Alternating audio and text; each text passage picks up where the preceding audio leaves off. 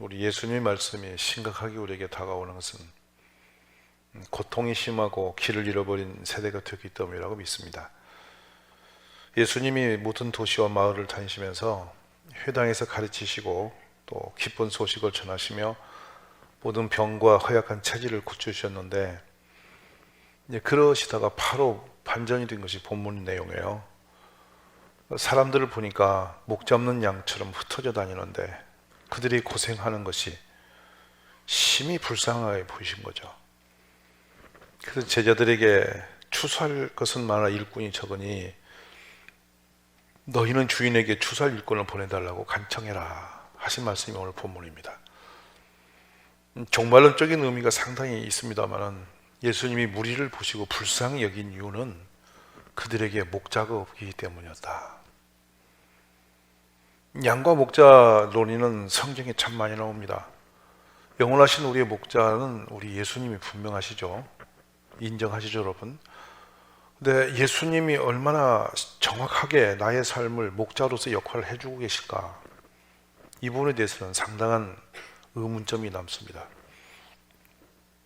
오늘 예배당에서 말씀을 들으시는 여러분, 정말 내 삶은 예수님이 목자로서 신실하게 시간 분초마다 나의 생각과 가는 발걸음을 붙드시고 인도하고 계실까요? 목자는 밤낮 없이 양무리를 인도하는 그런 책임을 지고 있는 그런 사명자입니다. 심지어 눈 붙일 겨를도 없이 밤에도 양무리를 지켜내는 그런 사람이 목자이죠. 우리 주님이 분명히 그런 것은 맞습니다만은 그 양들이 그 목자를 얼만큼 진실하게 순종하며 따르고 있었냐 하는 문제는 상당히 우리가 생각할 부분이 있어요. 오늘 이 부분에 있어서 저는 먼저 생각합니다. 내가 내 인생을 사는 것 같지만 내 인생의 경영의 주체는 내가 아니고 내 인생을 전반적으로 운영하시는 창조주 하나님이심을 믿는 것이 신앙이다. 그리고 그렇게 보니 내 인생의 방향성, 내 평생의 삶을 무엇을 위해 살도록 나는 지음받았으며 이 땅에 있어야 할 이유가 무엇인지를 아는 거, 내 스스로 그걸 자각할 수 있는 것이 아니라서 말씀을 통해서 알게 되고 신앙을 통해서 우리가 분별하게 되는 줄 저는 믿습니다. 만약에 이 목적성, 가야 할 길을 모른다면 끝없이 방황하는 것이고요, 헛된 길에 헛된 낭비된 삶을 살게 될 것입니다. 또 방향이 정해지면 수단이 필요하겠죠. 어떤 방법으로 그 길을 제대로 갈 것이냐, 어떤 일을 내가 하면서 그 길을 따라갈 것이냐. 세 번째로 온다면 어떤 목표를 놓고 갈 것이냐, 결과치, 내 인생의 마침이 무엇인가, 이런 것을 분별하는 것이죠. 오늘 이 목자가 없는 그 방황하는 사람들 앞에 선명하게 자기 삶을 결정해서 고백했던 사도 바울의 내용이 들어옵니다. 내가 달려갈 길과 주 예수께 받은 사명, 그 하나님 은혜의 복음을 증거하는 일을 마치려 하면은 나의 생명을 조금도 귀한 것으로 여기지 아니하더라. 방향성과 목적성과 해야 할 일이 무엇인지를 완벽하게 깨닫고 달려갔던 참 위대한 하나님의 종의 고백이죠. 그는 마침내 자기 삶의 마침대에 고백한 게 있습니다. 디모데 4장 7, 8절인데요. 나는 선한 싸움 싸우고 나의 달려갈 길을 마치고 믿음을 지켰으니 이제 후로는 나를 위하여 의의 면류관이 예비되었으므로 주 곧 의로우신 재판장이 그날에 내게 주실 것이며 내게만 아니라 주의 나타나심을 사모하는 모든 자에게다. 종점에 이르러서 삶의 목적성을 이루었음을 선언하는 아주 당당한 확신에 찬 고백을 우리가 볼 수 있죠. 오늘 목자 없는 양처럼 방황하고 유리하고 고생하는 사람이 되지 않고 우리 목자장을 분명히 선명하게 따라갈 수 있는 지혜자들이 되시기를 주의로 축원합니다. 마태복음 9장 35절에 우리 주님이 하신 일을 다음에 바로 나타났던 본문, 보시고 불쌍히 여기시니 이는 그들이 목 잡는 양과 같이 고생하며 기진했다, 이전에는 유리했다, 이렇게 말씀이 되죠. 예수님이 보셨습니다. 우리들이 목자를 잃어버리고 사는 그 모습이 얼마나 처량하고 공고한지를 알게 되셨죠. 실제는 우리는 이 목동과 양의 관계를 실제 삶에서 본 적이 없으니까 막연합니다. 그러나 이 목장에서 이렇게 가두어 키우는 것이 아니라 광야를 다니면서 다니는 목자와 양의 관계. 지금도 베두인들은 현재도 그 유대와 평야에서 광야에서 그렇게 하고 있는데요. 산, 계곡, 골짜기, 고리고리를 목자는 벌써 오늘 양무리를 모아놓으면 내일 어디로 가야 되는지를 계산하고 미리 청탐하고 그곳으로 또 데려가고 하면서 양들이 배부리 먹고 안전하게 살아갈 수 있도록 지켜주는 그 도움 역할을 하는 거예요. 절대적 권한이 이 목동에게 걸립니다. 만약에 목동의 음성을, 부름을 잃어버리거나 방향을 잃어버리면 그 양은 그대로 광야에서 버림받아서 야생 동물들에게 그냥 먹이가 되는 거죠. 그러므로 목동에 위치하는 소리, 또 방향을 따라가는 것, 모든 것은 또 양의 책임이 되어지고, 한 마리라도 잊어버리지 않으려고 목동은 또 아주 지혜롭게 그 양무리를 돌보고 그렇게 하는 것이죠. 바로 이와 같은 것이 우리가 우리 주님과 우리의 관계성을 가지고 지금 주시는 말씀이라 저는 믿습니다. 첫째로 목자는 우리의 안전과 생활을 책임지는 보호자입니다. 우리의 그래서 생사여탈의 운명의 권한이 목자의 손에 달려있죠. 만약 목자가 거짓되면 양은 자신의 머리깃감으로 이렇게 목자가 자기의 목적 수단을 위해서 양무리를 이용해 먹을 수도 있습니다. 지금 여기 성경에 나오는 목자는 양을 잡아먹는 그런 목자가 아니라 양을 위해서 존재하는 보호자의 역할의 목자를 이야기하는 줄 믿습니다. 당대에도 그 예수님 당대에도요, 종교 지도자들은 목자로서 상당한 위치에 있었습니다. 함에도 불구하고 그들이 이 목적성, 목자의 그 사명을 잊어버림으로 말미암아 오히려 양들에게 재앙이 되는 목자들이 되었음을 예수님이 보시고 바로 그 부분을 지금 탄식하고 계시는 겁니다. 예수님은 요한복음 10장에서 말씀합니다. 나는 선한 목자라 선한 목자는 양들을 위하여 목숨을 버리거니와. 대단히 중요하죠. 목자가 존재하는 이유는 양을 잡아먹고 이용해 먹는 게 아니고 양을 위해서 자기 목숨을 내어놓는 거란 말이에요. 근데 반대로 사꾼은 목자가 아니 양도 제 양이 아니니라. 이리가 오는 것을 보면 양을 버리고 달아나니 이리가 양을 물어가고 또 해치느니라. 달아나는 것은 그가 사꾼인 까닭에 양을 돌보지 아니함이나 나는 선한 목자라. 나는 내 양을 알고 양도 나를 아는 것이 아버지께서 나를 아시고 내가 아버지를 아는 것 같이 나는 양을 위하여 목숨을 버리더라. 거듭 말씀하시죠. 이 말씀대로 예수님은 살았습니다. 오늘 또 우리가 우리의 목자장이 되신 예수님을 신실하게 신뢰하고 따르는 지혜자들이 되시기를 원합니다. 여러분, 목자를 따르는 방법은 뭐냐면 주님의 말씀대로 따라가는 겁니다. 그게 주의 음성을 듣는 방법이죠. 종종 어떤 분들은 주의 음성 듣는다고 눈을 감고 앉아서 이렇게 신령한 행위를 많이 하시는 걸 보는데 우선 그러기 전에 하나님이 주신 말씀을 대하는 것이 주의 음성을 듣는 방법입니다. 이렇게 계시의 말씀을 성경에 기록해놨으니 주야로 주의 말씀을 읽고 또 깨닫고 다시 묵상하고 따라가다 보면 이 말씀이 우리를 인도하는 것이죠. 그래서 말씀은 우리 발의 등이요 내 길에 빛이 되시는 줄 믿으십시오. 새해 들어서 우리가 목자를 잃어버리지 않고 따라가려면 말씀 앞에 가까이 서는 길입니다. 즉 말씀이 예수 그리스도임을 믿으십니까? 그렇다면 말씀을 가까이 하면 주의 음성을 듣는 거고, 양은 목자의 음성을 들어야만 제 코스에 갈 수 있어요. 양이 스스로 알아서 제 길을 개척해 갈 수 있는 그런 능력은 없습니다. 양이 눈이 열려서 자기가 멀리 바라보고 방향을 정해서 갈 수도 없습니다. 그러므로 양무리는 3m 앞에를 못 보는 존재이죠. 앞에 가는 양무리의 엉덩이를 따라서 그냥 절절 가는 건데 그 부분에 또 하나의 목자의 역사가 있습니다. 목자장이 된 예수님께서 교회의 지도자로 세운 목회자가 또 목자인 것이죠. 그러므로 이 목회자가 하나님과 관계성에서 희미해지면 이 문제가 심각해집니다. 자, 이 말씀은 뒤에 다루기로 하고, 민망히 여기시는 것은 어떤 상태냐면 당시에 이 창자를 민망히 여기다 이 감정의 표현용으로 넣는데요, 애라는 표현을 우리 한문에 쓰죠. 이 창자에서 나오고 있는 그 간절한 그 마음이 얼마나 민망했는지 너무 애절하게 고통스러워 하셨다. 이게 예수님의 표현입니다. 근데 그런 이유가 이 백성들을 보니까 탈진해 있다. 왜 탈진했느냐? 칼판을 몰라서 황당하면서 몸부림하는 모습이 탈진의 상태이다.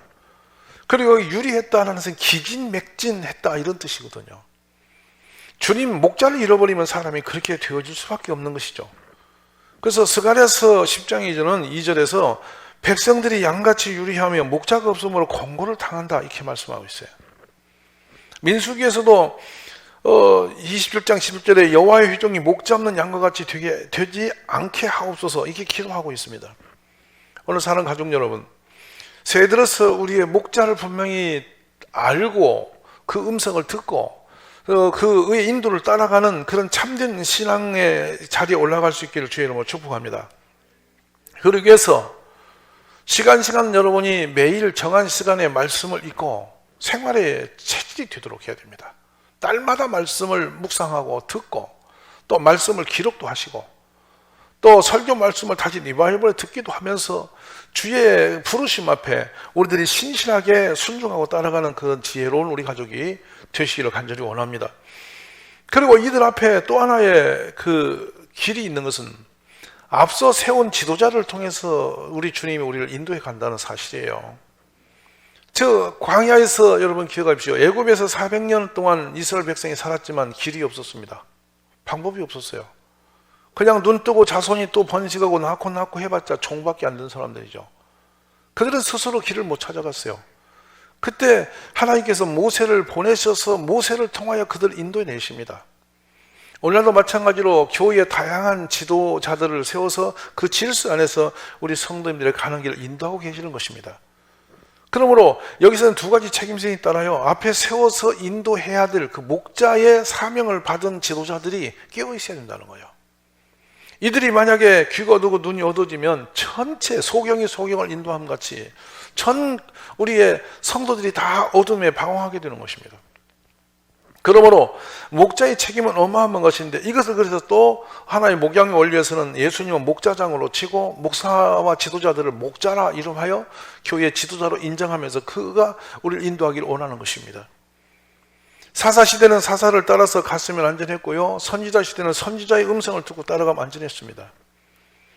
다윗이 안전했던 것은 그의 나단이나 같이 신선한 아주 신실한 하나님의 종들이 사무엘과 나단 같은 탁월한 그런 지도자들이 있음으로 말미암아 다윗이 길을 잃을 때마다 방향을 다시 잡고 온전히 되었던 것이죠.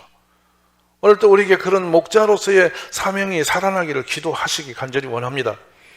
그리고 하나님이 세우신 지도자들 앞에 여러분이 그를 목자로 인정하고 잘 순종하고 따라감으로써 안전하고 복 있는 길에 설 수가 있다고 저는 확신합니다. 이 두 가지 의무와 책임들이 목사에게서 또 여러분 자체에게서 함께 어우러지는 축복이 있기를 저 원하는 것이죠. 바울 사도의 삶을 전체적으로 보면 이 부분에서 우리가 온전하게 되는 것을 보는데, 먼저 지상에 우리 예수님의 목자장이시고 영원한 우리의 목자이시지만 대신하여 우리를 가까이서 날마다 인도하도록 그 보호와 책임과 인도자로 세웠던 이 목회자의 사명에 대해서 우리는 이 시간에 봐야 할 부분이 있습니다. 곧 사도 바울이 고백하는 장면인데요, 나를 능하게 하신 그리스도 예수 우리 주께 내가 감사한 것은 나를 충성되게 내게 직분을 맡기심이라. 사실은 자격이 없다는 겁니다. 나는 전에 비방자여 박해자 폭행자였다. 그러나 도리어 국료를 입어서 내가 믿지 아니할 때 알지 못하고 행한 그 일들을 다 덮어놓으시고 우리 주의 은혜가 그리스도 예수 안에 있는 믿음과 사랑과 함께 넘치도록 풍성했는데 그 은혜 때문에 내가 지금 부름을 받아서 이 지도자의 길에 섰다 하는 것입니다. 이게 바로 사명이죠. 그래서 그는 결단합니다. 하나님과 관계죠. 대신적 관계라고 말하는데 하나님과 교회 지도자의 관계성에 대해서 선명한 고백을 합니다. 우리 가운데 누구든지 자기를 위해 사는 자가 없고 자기를 위해 죽는 자도 없도다. 우리가 살아도 주를 위해 살고 죽어도 주를 위해 죽나니 그러므로 사나 죽으나 우리가 주의 것이다. 택함받은 목자로 임명을 받고 난 뒤부터는 이제는 자기 삶은 없어지고 그 주님의 부르심 앞에 종으로서의 삶을 온전히 드려짐인 것이죠. 오늘 지금 예수님이 그 심히 민망히 여기신 부분은 이 목자가 없었다는 것입니다. 예수님 자체가 없는 게 아니고 백성이 예수님을 만나기 전에 그 앞에 세워지는 목자들이 전부 자신을 위해서 살았지 양을 위해서 사는 사람이 별로 없었기 때문에 이 부분에서 문제가 왔음을 지적하고 계신 것이죠. 그래서 대신적 관계에 부름받은 그 목자로서의 사도 바울의 고백은 이와 같습니다. 이제 내가 사람들에게 좋게 하랴 하나님께 좋게 하랴 사람들의 기쁨을 구하랴. 내가 지금까지 사람들의 기쁨을 구했으면 그리스도의 종이 아니니라. 먼저 하나님의 종으로서의 자리가 온전해질 때 목자로서의 사명을 감당할 수 있기 때문에 사도 바울은 하나님과 관계성을 온전케 하기 위해서 이런 고백을 하고 있는 것이죠. 저는 교회 이 목사와 또 교회의 목자로서 택함받은 우리 장로님들과 또 앞에 서 있는 모든 그룹의 우리 부서의 지도자들이 이 목자의 사명감을 의식하면서 하나님과 관계에서 바른 길에 설 수 있기를 간절히 축복합니다. 교사 한 사람이 바로 제자리에서 이런 목자의 사명을 감당하면 수많은 어린 영혼들이 미래의 위대한 사람으로 자라납니다. 그런데 그 한 사람이 어두워져서 앞에서 방향을 잃어버리면 정말 많은 곤란이 오는 것입니다. 오늘 우리가 이런 부분에 애통함으로 회복되어지는 고백이 있기를 간절히 원합니다.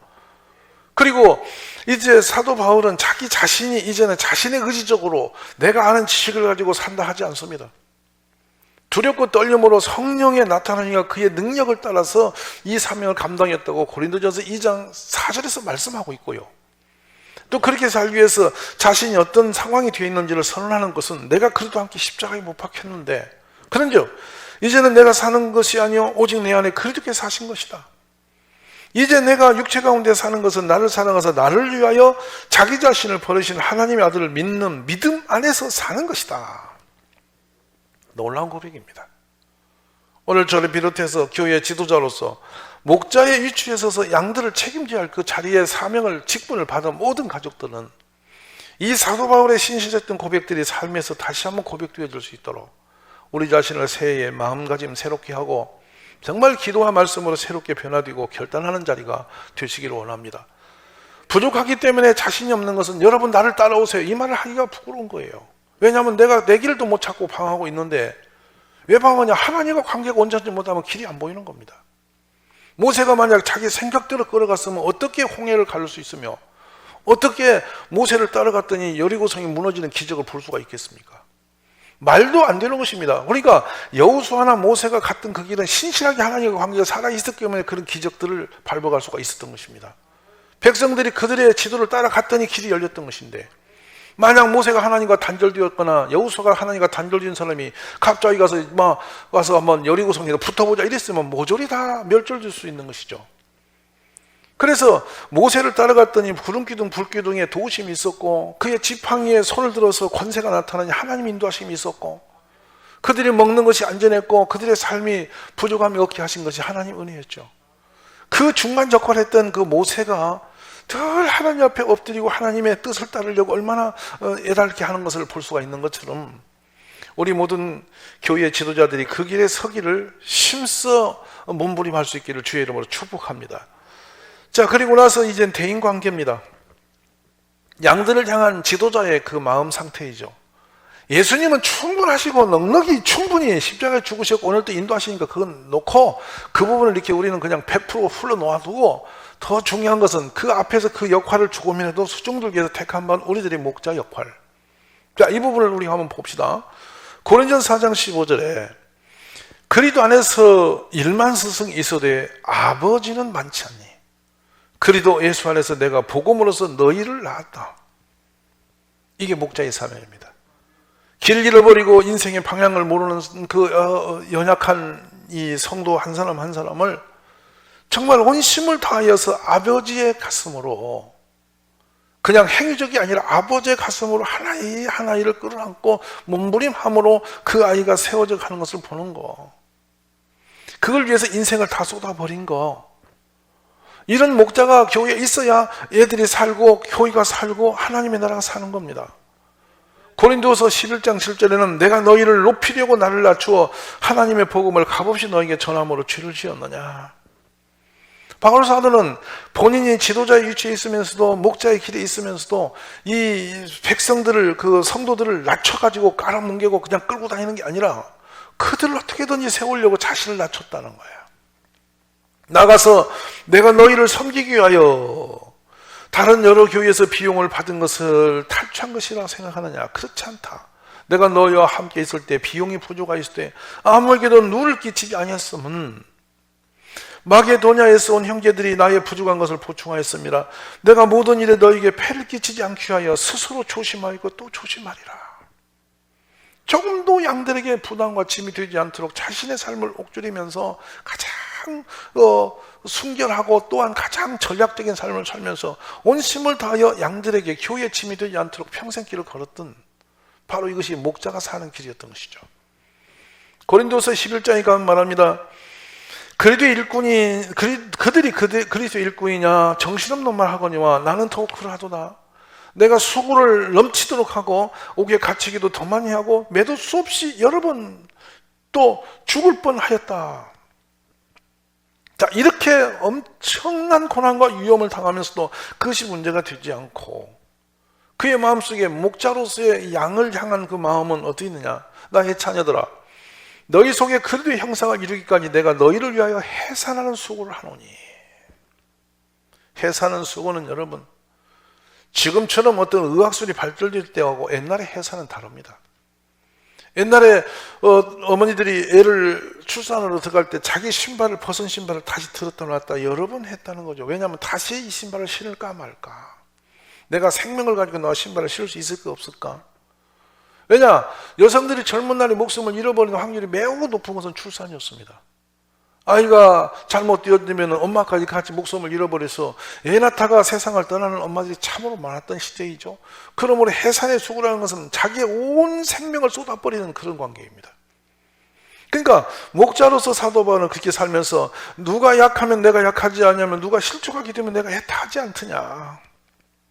늘 자신의 고난은 그만두고 성도들의 약함과 실족하는 것 때문에 마음에 눌림이 되어서 평생 그 짐을 지고 살았던 것, 이것입니다. 빌립보 1장 3절에 내가 너희를 생각할 때 나의 하나님께 감사한 것은 간구할 때마다 너희 무리를 위하여 기쁨으로 항상 간구한다. 항상 그래서 기도 속에 영혼을 붙들고 서 있는 그거, 바로 이것이 목자의 길인 것이죠. 너희 안에서 착한 일을 시작하시니까 그리스도 예수의 날까지 이루실 줄을 우리는 확신하노라. 내가 예수 그리스도의 심장으로 너희 무리를 얼마나 사모하는지 하나님이 내 증인이다. 예수의 심장이 뭡니까? 예수님의 그 마음을 내 마음에 담아서 성도들을 지대하고 보살피고 함께 했음을 선언하는 장면인 것이죠. 이것은 당연히 이 시대에도 목사나 장로님이나 교회 지도자로서 교사나 어떤 부분에 있든지 교회에서 세워진 직분을 맡은 분들은 이 마음을 가지고 설 때에 목자의 사명으로서 온전히 세워짐을 믿는 것입니다, 여러분. 우리가 이같이 너희를 사모하여 하나님의 복음뿐 아니라 우리의 목숨까지도 너희에게 주기를 기뻐하면 너희가 우리의 사랑하는 자 됨이라. 형제들아, 우리의 수고와 애쓴 것을 너희가 기억하리니 너희 아무에게도 폐를 끼치지 아니하려고 밤낮으로 일을 하면서 너희가 하나님의 복음을 전하였노라. 우리가 너희 믿는 자들을 향하여 어떻게 거룩하고 옳고 흠없이 행하였는지에 대하여 너희가 증인이요 하나님도 그러하시도다.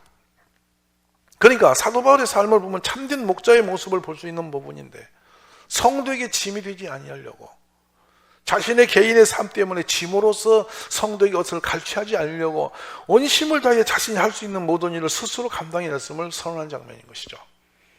오늘 사랑하신 여러분, 이런 목자의 가슴으로 교회에서 지도자들이 일어설 수 있기를 기도해 주시기를 간절히 바랍니다. 이제 너희도 아는 바와 같이 우리가 너희 각 사람에게 아버지가 자기 자녀에게 하듯 권면하고 위로하고 경계하노니 이는 너희를 부르사 자기 나라와 영광 이르게 하시는 하나님께 합당히 행하게 하려 함이니. 때로 목사로서 삶은 듣기 싫어하고 어려운 이야기를 거침없이 할 수 있어야 되는데 이것이 관계성의 문제입니다. 제일 어려운 게 뭔지 아십니까? 아무리 좋은 말도 관계가 부실한 사람이 말을 하면 그것이 재앙이 됩니다. 분노가 되고 대항성이 되는 것입니다. 근데 진실로 좋은 목자의 양의 관계가 된다면 어떤 말을 해도 그것이 유익이 되고 삶의 지표가 되는 것인데, 관계가 목자와 양의 관계가 부실해지고 상황이 좋지 않은 사람은 좋은 말 할수록 상처가 되는 것입니다. 그래서 목양의 원리에서 여러분이 조심할 것은, 목자는 목사로서의 자기 삶을 온전히 설 것이고 양은 양으로서의 자기 위치를 정확히 지켜서 목양의 원리에서 벽이 없도록 사는 것이 지혜입니다. 이 벽이 생기면 하나님의 말씀을 우리가 대신하여 아무리 좋은 길을 인도하려고 해도 하는 말의 모든 것이 다 영혼이 꼬여졌기 때문에 따라갈 방법이 없어요. 그래서 오늘 저는 이 목자와 양의 이 기본적인 관계가 교회 안에서 새롭게 회복되어지는 축복이 일어나기를 주의 이름으로 간절히 축원합니다. 특히 지금 비대면 예배를 드리면서 교회와 거리감이 너무 생겨서 이제는 교회를 심리해져 버린 상태가 되었습니다. 수많은 분들이 이제는 인터넷으로 예배를 드리면서 내가 다니는 교회의 목사의 음성인지 어느 교회에서 누가 하는 음성인지 모르고 아무렇게나 설교를 들으면 예배인 줄 알고 있는 이때에 얼마나 위기가 큰지 모릅니다. 이제는 진정한 나의 목자가 누군지를 잃어버렸습니다. 여러분, 양무리가 희한하게 놀라우게도요, 광야에서 한 울타리에 이렇게 들어가게 되면요, 여러 목동이 양무리를 끌고 그 안전지대 속에 이렇게 우리에 넣고 돌로 이렇게 울타리를 쳐놓고 그 속에 넣는 것은 맹수들부터 보호받기 위해서 거기다 넣습니다. 양들이 섞여버립니다. 근데 신비로운 일이 벌어집니다. 아침에 날이 밝아서 그 목동들이 저만치 다 흩어져 서서 멀리 언덕 위에 서서 시편을 보면서 소리를 지르면요, 그 양들이 귀를 듣는데 사람도 잘 못 알아는 소리를 어후 소리를 이렇게 지르고 있는데 막 양무리가 뛰는데 보면 그 자기의 목자 앞에 딱 가서 짚어버려요. 그리고 서로 몸을 비비면서 꼬리를 흔들면서 막 소리를 지르면서 그렇게 즐거워합니다. 그러면 시편을 부르면서 피리를 부르면서 노래를 부르면서 목동이 이렇게 탁 지팡이 들고 앞에 가면요, 그 목동에 속한 양들은 털털털 따라가요. 바로 이것이 목양의 원리입니다. 나를 책임지고 나를 이끌어갈 수 있는 목자는 교회 안에 있는 것입니다. 오늘 이 분별력의 지혜가 우리에게 흔들리지 않기를 기원하시길 원합니다. 그 하나님이 세운 목자로서의 그 사명은, 그 목사로서의 사명은 하나님과 계산할 문제고, 또 성도들 앞에 그만큼 자기 자신을 조신하고 신실하게 서기 위해서 몸부림해야 할 것이고, 또 우리의 성도님들은 그 성도님들이 속한 교회의 목사를 향해서 정확하게 내가 누구의 음성을 듣고 어느 길을 가야 할지를 분별하고 갈 수 있는 그런 끼어있는 목양의 원리가 회복되기를 주의 이름으로 축원합니다. 자, 끝으로 말씀을 읽겠습니다. 38절의 말씀인데, 그러므로 추수하는 주인에게 정하여 추수할 일꾼들을 보내주소서 하라 하시니라. 여기 나오는 이 용어는요, 내어 쫓다, 쫓아내다 뜻으로 가지고 있는데요, 우리의 자의적으로 어떤 일을 파송되고 일꾼이 되고 하는 것이 아니라 우리를 부르시고 보내신 이는 하나님이시라는 거예요. 우리는 그런 일꾼을 달라고 기도하는 길밖에 없는 거고요. 그렇기 때문에 하나님이 맡기신 사명은, 내가 교사가 됐든지 뭐가 됐든지 하나님이 주신 일꾼으로서 택함 받은 그 자리는 내가 선택권이 내게 있는 것이 아닙니다. 새해 들어서 직분에 어떤 임명을 받으면 와, 내가 왜 거기 가야 되냐고, 뭐 내가 이걸 해야 되는데 뭔데 이렇게 하라 저리 하나 하느냐고, 이렇게 이상한 소리 하는 분이 참 많습니다. 직분은 인간이 마음대로 왔다 갔다 선택권이 있는 것이 아니에요. 이해하실 수 있기 바랍니다. 하나님이 임명하시는 거예요. 여러분 보십시오. 에레미야의 역할은 참으로 인간으로서 못할 역할입니다. 왜냐하면 그 백성을 향해서 이제 말씀을 그의 혀에 불을 부으셔서 맡겨주셨는데 입을 여는 말마다 우리는 망한다는 겁니다. 이제 우리는 종이 된다는 겁니다. 이 패역한 세대 정신 안 차리면 너희는 다 죽을 거라는 거예요. 그러니까 날마다 심판적인 그 막 패망, 멸망, 회개하지 않으면 죽음, 막 이런 설교만 계속하게 하니까 예레미야가 처음에는 뭣도 모르고 하나님 말씀을 들고 선포했는데, 말씀을 전할수록 이 백성들이 분노가 질거리 일어나서 막 예레미야를 갖다 가두고 때리고 막 어떻게 할 수밖에 없이 고통을 당합니다. 근데 눈만 뜨면 또 가서 그 얘기를 해야 되는 거예요. 근데 이 부름 받았을 때 아예 예레미야는 이 상황 시대를 보면서 하나님이 자기를 택했을 때는 이게 내가 왜 가냐고 펄펄 뜁니다. 나는 그거 못 한다고. 모세도 그랬거든요. 예레미야도 그랬는데요. 그래서 주님이 그에게 주신 말씀입니다. 내가 너를 모태에 짓기 전에 너를 알았고, 너가 배에서 나오기 전에 너를 성별하였고, 너를 여러 나라와 선자로 세워놓으라. 누가 하셨다고요? 하나님이 이미 태어나기도 전에 예전에 너는 존재도 없을 때부터 나는 계획을 하고 있어서 내가 택했는데 네가 지금 무슨 소리 하느냐고. 그러니까 예레미야가 아니라고, 나 그럴 수 없다고, 나는 절대로 어린아이라 말도 못하는 사람이라고, 내가 이르되 슬프도이시다 주 여호와여 보소 나는 아이라 말할 줄 알지 못합니다. 이래 했지만 골수에 불을 부어서 가서 전하지 않을수록 끝까지 전할 수밖에 없도록 만드신 분이 하나님이시라는 거예요. 사랑하신 여러분, 목사직이 좋아서 목사한 사람이 얼마나 있겠습니까?